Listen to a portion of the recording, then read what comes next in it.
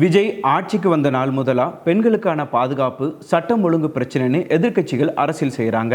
போன ஆட்சி மாதிரியே இருக்குது, இந்த ஆட்சி இதுதான் மாற்றமா அப்படின்னு சொல்கிறாங்க.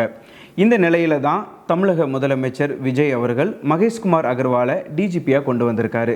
சும்மா கொண்டு வரலைங்க, இவர் பல சாதனைகளை பண்ணியிருக்காரு. அதாவது எல்லை பாதுகாப்பு படையில் இயக்குனராக இருந்திருக்காரு.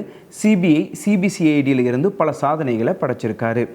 எஸ்பியா திறம்பட செயல்பட்டிருக்காரு. அதாவது கடந்த 1994ஆம் ஆண்டு தமிழக பேட்ச் ஐபிஎஸ் அதிகாரியான மகேஷ்குமார் அகர்வால் பஞ்சாப் மாநிலம் பதிந்தா பகுதியைச் சேர்ந்தவர்.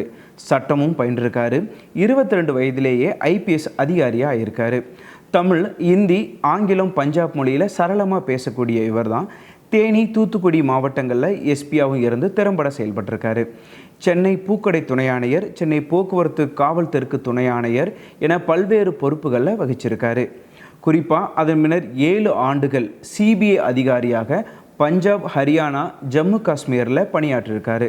அதனைத் தொடர்ந்து ஐஜியாக பதவி உயர்வு பெற்று தமிழகம் திரும்பி சிபிசிஐடி ஐஜியாக பதவி வகித்தார்.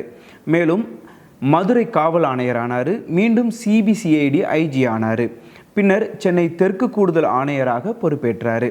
தொடர்ந்து செயலாக்க பிரிவு ஏடிஜிபியாக இருந்த மகேஷ்குமார் அகர்வால் 2020ஆம் ஆண்டு சென்னை காவல் ஆணையராக பொறுப்பேற்றார். பின்னர் மதுவிலக்கு அமலாக்க பிரிவு சிஐடி கூடுதல் டிஜிபியாக இருந்தார். அதன் பின்னர் அயல் பணியாக டெல்லி சென்ற அவர் தற்போது தமிழக டிஜிபியாக நியமிக்கப்பட்டிருக்காரு. சிறந்த பணிக்கான குடியரசுத் தலைவர் விருதையும் பொது சேவையில் சிறந்து விளங்கியதற்காக முதல்வர் பதக்கத்தையும் வென்றிருக்காரு.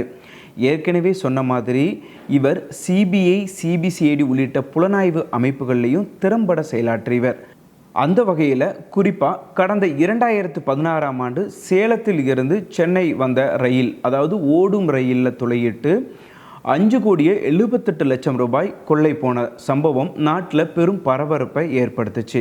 இந்த சம்பவத்தில் தான், அதாவது சிசிடிவி போன்ற எந்த தொழில்நுட்பமும் இல்லாமல் பெரும் சவாலாக இருந்த இந்த வழக்கை தான் மகேஷ்குமார் அகர்வால், அதாவது இவரோட தலைமையிலான சிபிசிஐடி போலீஸார் திறம்பட செயல்பட்டு மத்திய பிரதேசத்தை சேர்ந்த கொள்ளை கும்பலை கண்டுபிடிச்சாங்க.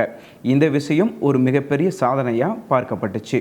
அது மட்டும் இல்லாமல் சென்னை சென்ட்ரல் ரயில் நிலையத்தில் நடந்த குண்டு வெடிப்பு நிகழ்வு, இன்ஜினியர் உமா மகேஸ்வரி கொலை வழக்கு போன்றவற்றை மிக சிறப்பாக விசாரித்து குற்றவாளிகளை கைது செய்ததில் இவரோட பங்கு முக்கியமாக இருந்துச்சு.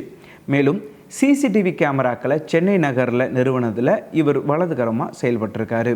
மேலும் இந்த காவலன் செயலி, ஃபேஸ் டேக்கர் தொழில்நுட்பம் உள்ளிட்ட பல்வேறு தொழில்நுட்ப வசதிகளை காவல்துறையில் இவர் தலைமையில் தான் தீவிரப்படுத்தியிருக்காங்க. நைட் கிரைம் டு ஜீரோ போன்ற திட்டத்தை காவல்துறையில் அறிமுகப்படுத்தினார்.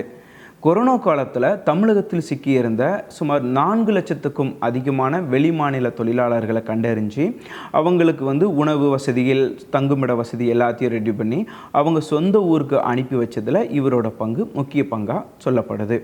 இந்த நிலையில தான் கடந்த திமுக ஆட்சியில் சட்டம் ஒழுங்கு மிகப்பெரிய கேள்விக்குறியாக தான் இருந்துச்சு. அதுதான் அவர்களோட தோல்விக்கு ஒரு காரணமாகவும் பேசப்பட்டுச்சு. தற்போதுள்ள ஆட்சியிலும் அதே நிலை தான் நீடிக்குதுன்னு பார்க்கப்படுது.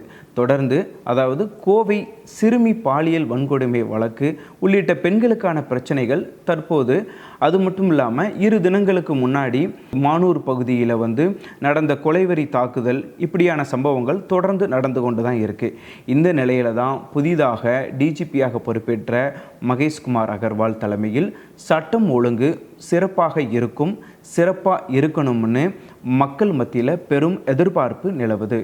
தொடர்ந்து பார்க்கலாம்.